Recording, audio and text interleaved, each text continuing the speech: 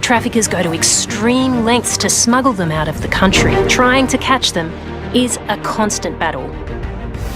Hi everyone, I'm Yesenia Alonso, and today I'll be discussing further on wildlife trafficking and it happening in Australia. So, Australia's top three most trafficked animals are the native lizards like the shinglebacks, followed by their native snakes and birds. However, 90% of wildlife animals in 2019 that were trafficked were reptiles, and they still tend to be the most trafficked in Australia today. If you're anything like me, you're probably wondering why wildlife trafficking is a thing. Typically, what happens in wildlife trafficking or even exportation of animals is that they tend to pack them very tightly and with barely any room to spread themselves the way they should and to basically breathe or eat properly. Some of them, even when they are sent to their destination, they're malnourished, and it's just very cruel. Who would want to do that?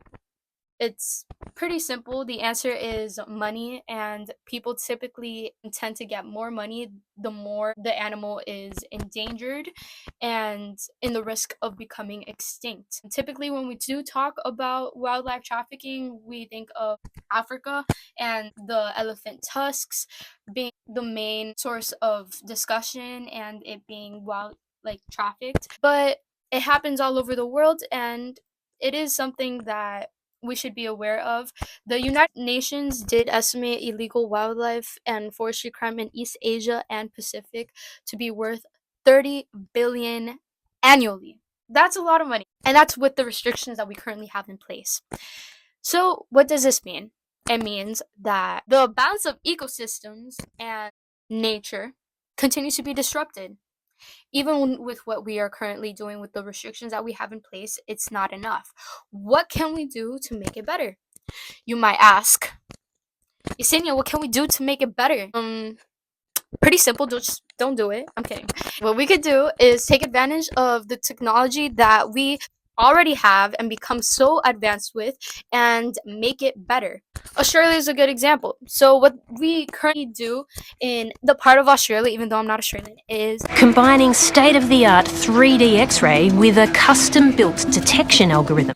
Australia does seem to have a smart system in place that becomes more advanced with each time an animal is trafficked, making it easier to catch the crime and harder to bypass the system.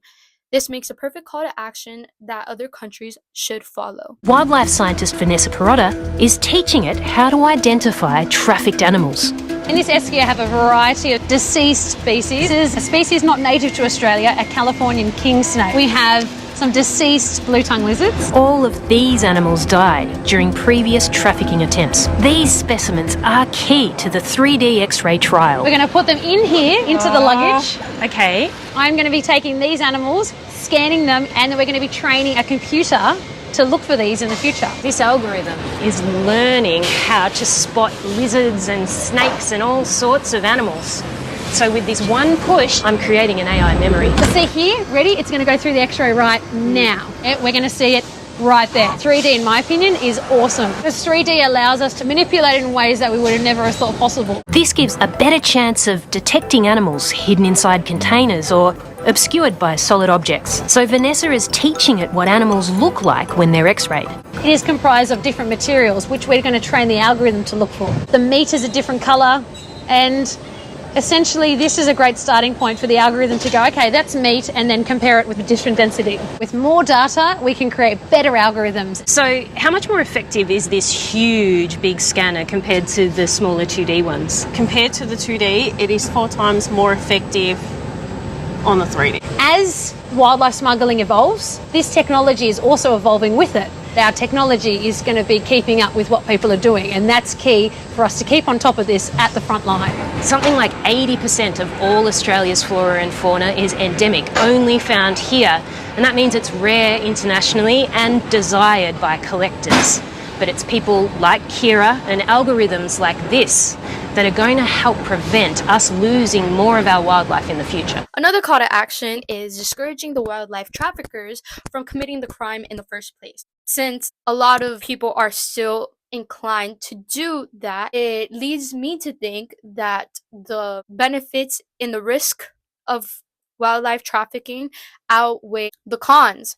So A way to limit that would be providing harsher sentences when going to jail or harsher fines when caught. But enough of me talking about Australia. Let's test your knowledge to see how much you've learned.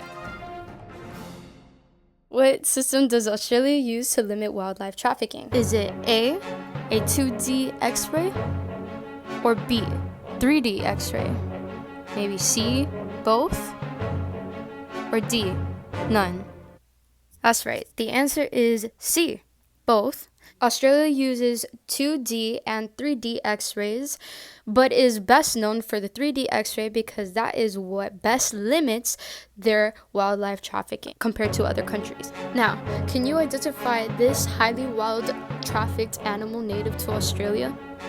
Good, so now that you know what a shingleback is, I guess we're all done here.